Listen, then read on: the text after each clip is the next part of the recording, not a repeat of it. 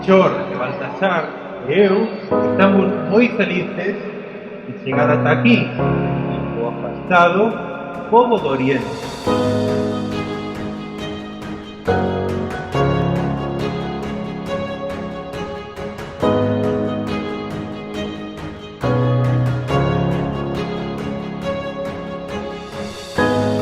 Estades cada vez facéndovos máis maiores e esperamos que aprendades a coidar de todas esas maravillas coas que contades neste glorioso recuncho de mundo con 51 parroquias.